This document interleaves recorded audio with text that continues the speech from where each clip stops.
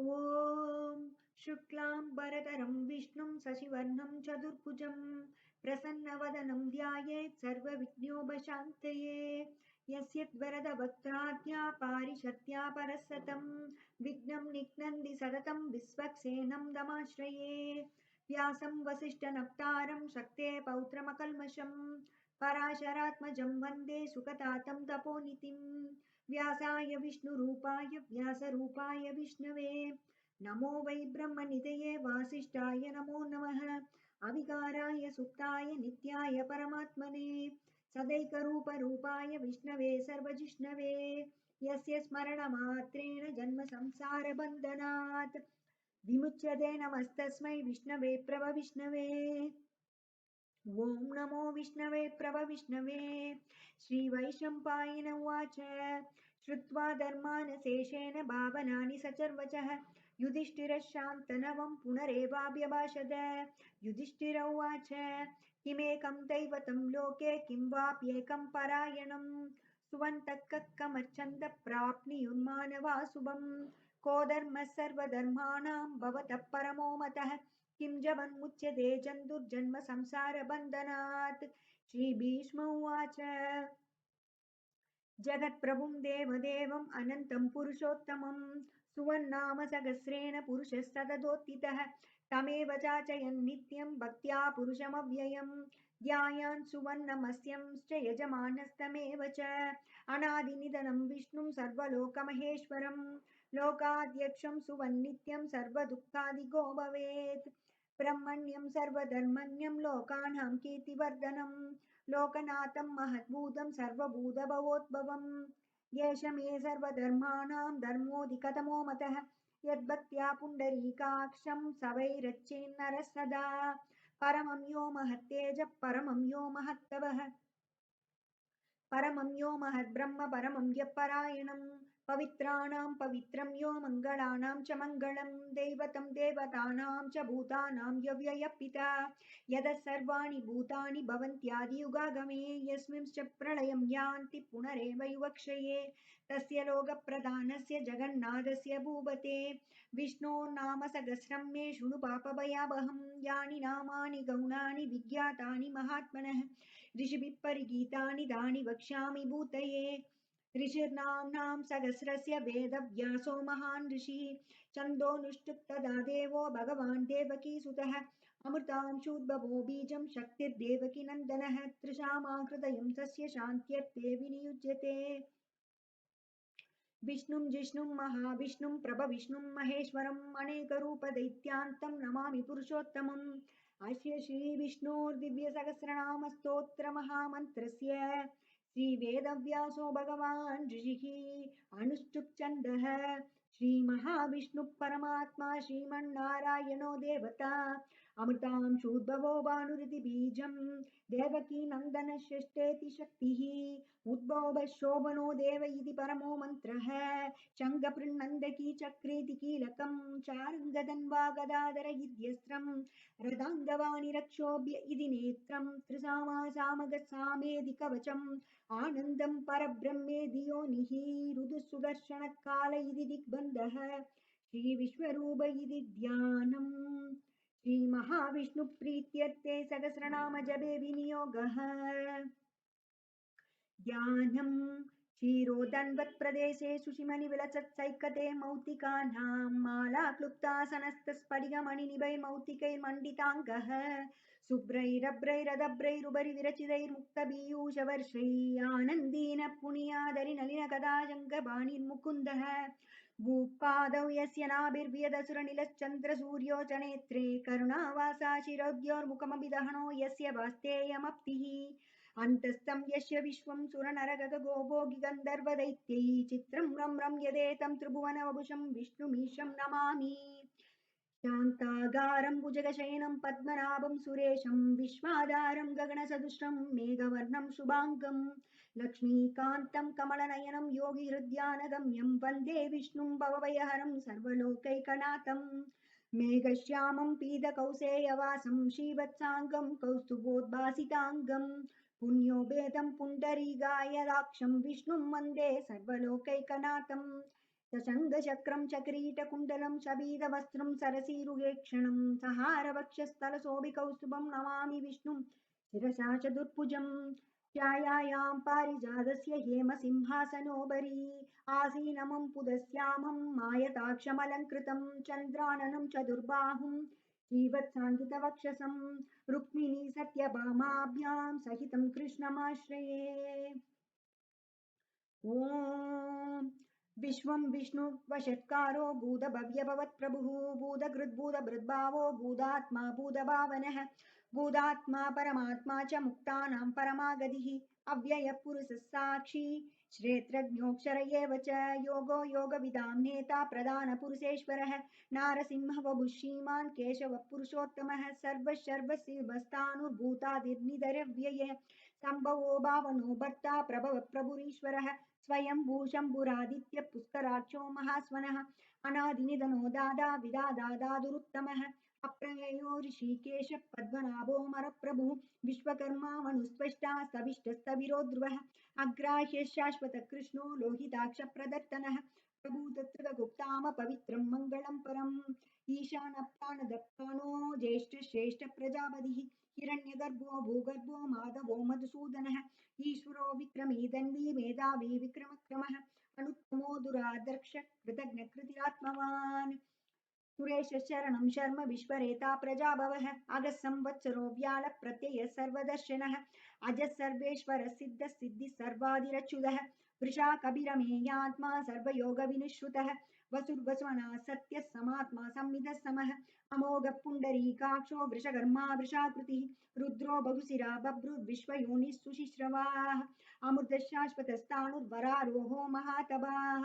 सर्वगः सर्वविद्वानुर्विश्वक्षेणो जनार्दनः वेदो वेदविदव्यङ्गो वेदाङ्गो वेदवित्कविः लोकाध्यक्षः धर्माध्यक्ष कृताकृतः चतुरात्मा चतुर्व्यूह चतुर्दंश चतुर्भुजः राजिष्णुर्भोजनं भोक्ता सहिष्णुर्जगदादिशः अनको विजयो जेता विश्वयोनिः पुनर्वसुः उपेन्द्रो वामनप्रांसुरमोघः सुशिरूर्जितः अतीन्द्रसङ्ग्रहः सर्गो धृतात्मा नियमो यमः वेद्यो वैद्यः सदा योगी वीरः माधवो मधुः अतीन्द्रियो महामायो महोत्साहो महाबलः महाबुद्धिर्महावीर्यो महाशक्तिर्महात्युतिः निर्देशवभुः नमेयात्मा महादृदृ महेश्वासो महीभर्ता श्रीनिवास सदां गतिः अनिरुद्धसुरानन्दो गोविन्दो गोविताम्पतिः मरिचीतमनोहंसः सुवर्णो भुजगोत्तमः हिरण्यनाभ सुदभा पद्मनाभ प्रजापतिः अमृद्युक् सर्वदृक्सिंहः सन्दाता सन्धिमां स्थिरः अजो दुर्मशनः शास्ता विश्रुतात्मा सुरारिः गुरुर्गुरुतमो धाम सत्यः सत्यपराक्रमः निमिषो निमिषशक्ति वाचस्पतिरुदारतीः अग्रणी ग्रामणी श्रीमान् न्यायो नेता समीरणः सहस्रमूर्ता विश्वात्मा सहस्राक्ष सहस्रपाद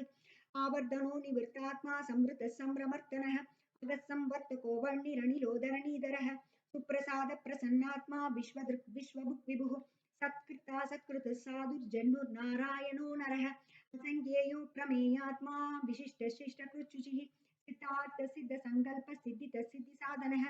वृषायी वृषभो विष्णुर्विषभर्वा वृषोदरः वर्धनो वर्धमानश्च विविक्तश्रुतिसागरः सुभुजो दुद्धरो वाग्मी महेन्द्रो वसुदो वसुः एकरूपो बृहद्रूपसिबिविष्टप्रकाशनः ओजस्तेजोदिधर प्रगासात्मा प्रदापनः रुद्रस्पष्टाक्षरो मन्त्रश्चन्द्रां शूर्भास्करत्युतिः अमृतांशूर्भवो भानुः शशबिन्दुसुरेश्वरः औषधं जगदस्येतुः सत्यधर्मपराक्रमः भूतभव्यभवन्नाथ पवन पावनो नलः कामः कामकृत्कान्तः कामः कामप्रदप्रभुः युगाधिकृत्युगावर्तो नैकमायो महाशनः अदृश्यो व्यक्तरूपस्य सहस्रजितनन्दचित् इष्टो विशिष्टशिष्टेष्ट शिखण्डी नहुषो वृषः क्रोधः क्रोधकृत्कर्ता विश्वबाहुर्महीधरः अच्युत प्रतिद प्राण प्राणदो वासवानुजः अभानिधिरतिष्ठानाम् अप्रमत्तप्रतिष्ठितः स्कन्द स्कन्दधरो दुर्यो वरदो वायुवाहनः वासुदेवो बृहद्भानुरादिदेवः पुरन्दरः असोगस्तारणस्तार शूरशौरिजनेश्वरः अनुकूल सदा वर्त पद्मी पद्मनिवेक्षणः पद्मनाभो रवीन्द्राक्ष पद्मगर्भशरीरभृत् महर्दिरुद्धो वृत्तात्मा महोशो गरुडध्वजः अतुलः सरभो भीमः समयज्ञो हविर्हरि सर्वलक्षणलक्षण्यो लक्ष्मीवान् समितिञ्जयः भिक्षरो रोहितो मार्गो हेतुर्दामोदरः सः महीधरो महाभागो वेगवानमिदासनः उद्भवश्चोबनो देव श्रीगर्भः परमेश्वरः करणं कारणं कर्ता विकर्ता गहनो गुहः व्यवसायो व्यवस्थान संस्थानस्थानदो ध्रुवः परर्ति परमस्पष्ट तुष्ट पुष्ट सुभेक्षणः रामो विरामो विरदो मार्गो नेयो नयो नयः वीरशक्तिमदां श्रेष्ठो धर्मो धर्मविदुत्तमः वैकुण्ठ पुरुष प्राण प्राणद प्रणव प्रदुः हिरण्यगर्भ शत्रुघ्नो व्याप्तो वायुरदोक्षजः ऋतुसुदर्शन काल परमेष्टि परिग्रहः उग्र संवत्सरो दक्षो विश्रामो विश्वदक्षिणः विस्तारस्तावरस्तानु प्रमाणं बीजमव्ययम् अर्धो नर्धो महाकोशो महाभोगो महाधनः अनिर्भिन्नस्तविष्टो धर्मयुगो महामक नक्षत्रनेमिर्नक्षत्री क्षाम क्षाम समीहनः यज्ञिज्ञो महीञ्जश्च क्रतुशत्रुं सदाङ्गति सर्वदर्शी विमुक्तात्मा सर्वज्ञो ज्ञानमुत्तमम्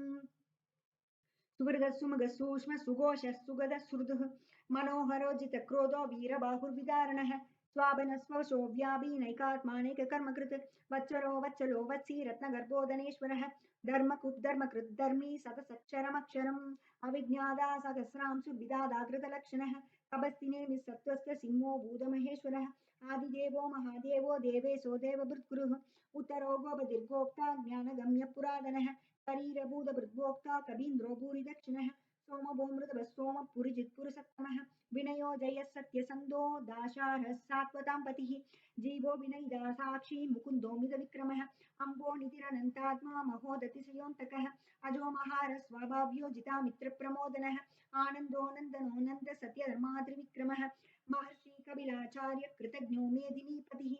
त्रिपदस्तिससाक्षो महाशृङ्गकृतान्तकृत् महावराहो गोविन्द सुषेण कनकाङ्गती गुह्यो गभीरो गहनो गुप्तश्चक्रगदाधरः वेदास्वाङ्गोजित कृष्णो दिटश्चङ्कर्षणोच्युतः वरुणो वारुणो वृक्ष पुष्कराक्षो महामनाः भगवान् वहमानन्दी वनमाली हलायुधः आदित्यो ज्योतिरादित्यः सहिष्णुर्जगदिसत्तमः सुधन्वाकण्ठपरशुद्धारुणो द्रविणप्रदः दिवस्पृक् सर्वदृग्व्यासो वाचस्पतिरयो निजः त्रिसामासामतः साम निर्वाणं भेषजं विशद् सन्न्यासकृच्छमशान्तो निष्ठा शान्तिपरायणम् शुभाङ्गः शान्तिदश्रेष्ठा कुमुदः कुवलेशयः गोहितो गोपतिर्गोप्ता विषभाक्षो विषप्रियः अणिवर्धी निवृत्तात्मा संक्षेप्ता क्षेमकृच्छिवः श्रीवत्सवक्षा श्रीवास श्रीवदिश्रीमदाम्बरः श्रीदश्रीश श्रीनिवास श्रीनिधि श्रीविभावनः श्रीधर श्रीधर श्रेय श्रीमान् लोकत्रयाश्रयः स्वच्छस्वङ्ग सदानन्दो नन्दिर्ज्योतिर्गणेश्वरः विजिदात्मा विधेयात्मा सत्कीर्तिच्छिन्न संशयः उदीर्न सर्वदक्षक्षुरणीश शाश्वतस्थिरः भूषयो भूषणो भूतिर्विशोगशोगनाशनः अर्चिष्मानच्युत कुम्भो विशुदात्मा विशोदनः अनिरुद्धो प्रतिरथ प्रत्युम्नो मिदविक्रमः कालनेमि निहावीर सौरिशूरजनेश्वरः त्रिलोकात्मा त्रिलोकेश केशव केशिहा हरिः कामदेव कामबाल कामीकान्तकृतागमः अनिर्देशो गुर्विष्णुर्वीरो नन्दो धनञ्जयः ब्रह्मण्यो ब्रह्मकृत् ब्रह्मा ब्रह्म ब्रह्म विवर्तनः ब्रह्मविद् ब्राह्मणो ब्रह्मी ब्रह्मज्ञो ब्राह्मणप्रियः महाक्रमो महाकर्मा महातेजा महोरगः महाक्रतुर्महायज्ञ महायज्ञो महाहविः स्तव्यस्तव प्रियस्तोत्रं सुधिस्तोदारणप्रियः पूर्णपूरयिता पुण्यकीर्तिरणामयः मनोजवस्तीर्थकरो वसुरेदा वसुप्रदः वसुप्रदो वासुदेवो वसुर्वस्मनाहविः सत्कतिः सत्कृतिः सत्ता सत्पूतिः सत्परायणः सूरसेनो यदुश्रेष्ठ सन्निवास सुयामुनः भूतावासो वासुदेव सर्वासु निलयो नलः दर्पः दर्पदो दृप्तो दुर्धरो दाबराजितः विश्वमूर्तिर्महामूर्ति दीप्तमूर्तिरमूर्तिमान् अनेकमूर्तिरव्यक्त शतमूर्तिश्चदाननः एकोनैकसवक् किं यत् पदमनुत्तमम् लोकबन्धुर्लोकनाथो माधवो भक्तवत्सलः सुवर्णवर्णो हेमाङ्गो वराङ्गश्चन्दनाङ्गतिः वीरः विषमशून्यो कृदासीरचलच्चलः अमानीमानदो मान्यो लोकस्वामी त्रिलोकतृक् सुमेधा मेधजो धन्य सत्यमेधाधराधरः तेजो वृषोदिधर सर्व शस्त्रप्रदामरः भ्रग्रहो निग्रहो व्यग्रो नैकशृङ्गो गदाग्रजः चतुर्मूर्ति चतुर्बाहु चतुर्व्यूह चतुर्गतिः चतुरात्मा चतुर्भावत् चतुर्भेदविदेहपात् समावर्तो निवृत्तात्मा दुर्जयो दुरतिक्रमः दुर्लभो दुर्गमो दुर्गो दुराभासो दुरारिः शुभाङ्गो लोकसारङ्गस्तुतन्दुस्तन्दुवर्तनः इन्द्रकर्मा महाकर्मा कृतकर्मा कृताकमः उद्भव सुन्दर सुन्दो रत्ननाभ सुलोचनः अर्गो वाजशन शृङ्गी जयन्तः सर्वविजयी सुवर्णबिन्दुरक्षोभ्य सर्वभागीश्वरेश्वरः महाहृदो महाकर्तो महाभूतो महानिधिः कुमुद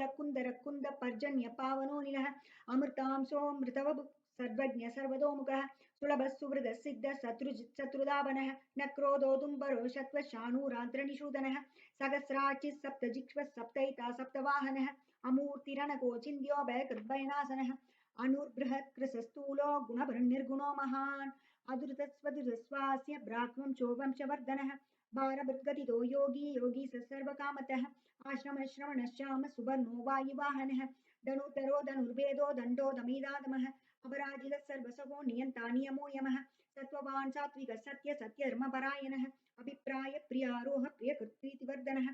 विहाय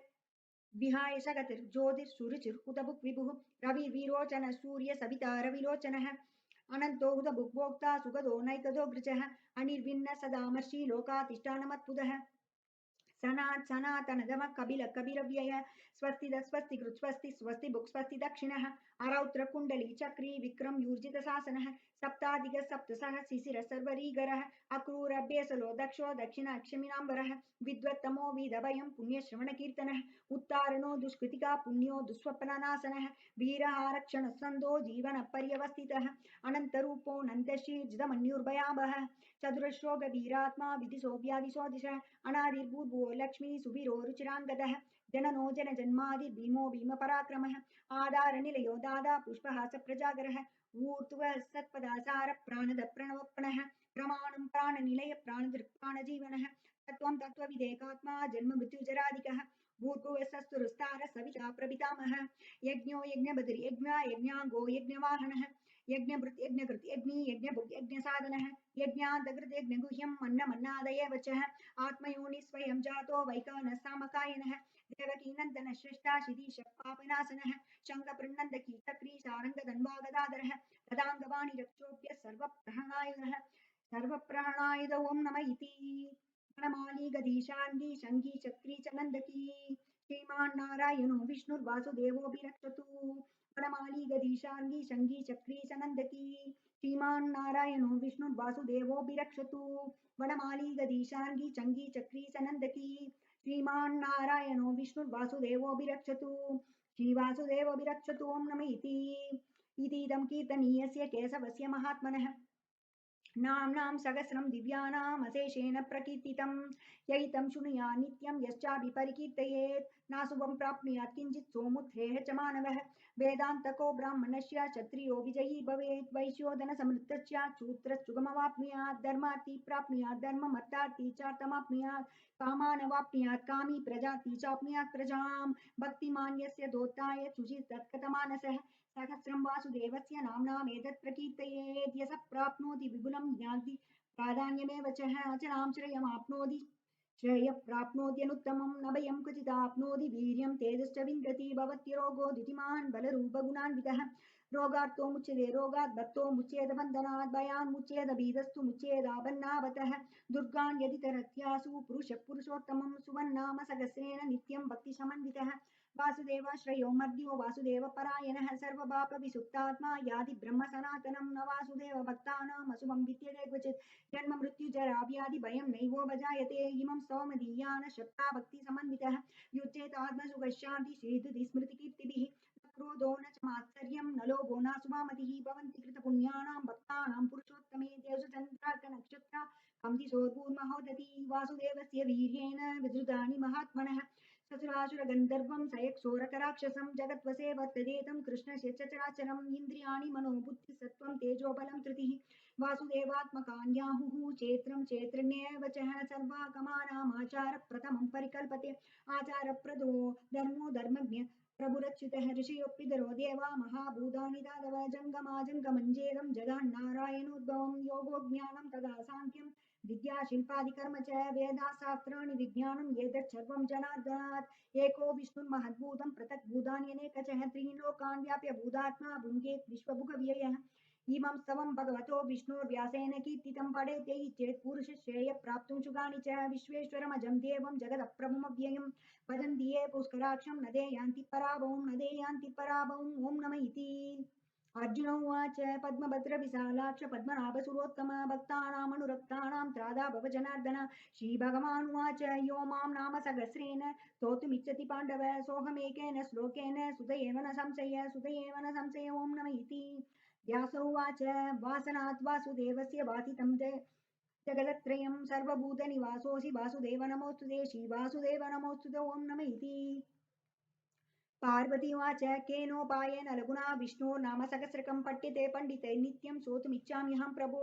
ईश्वर उवाच श्रीराम राम रामेति रमे रामे मनोरमे सहस्रनाम तत्तुल्यं राम नाम वरानने। श्रीराम राम रामेति रमे रामे मनोरमे सहस्रनाम तत्तुल्यं राम नाम वरानने। श्रीराम राम रामेति रमे रामे मनोरमे सहस्रनाम तत्तुल्यं राम नाम वरानने। श्रीराम नाम वरानन ओम नम इति।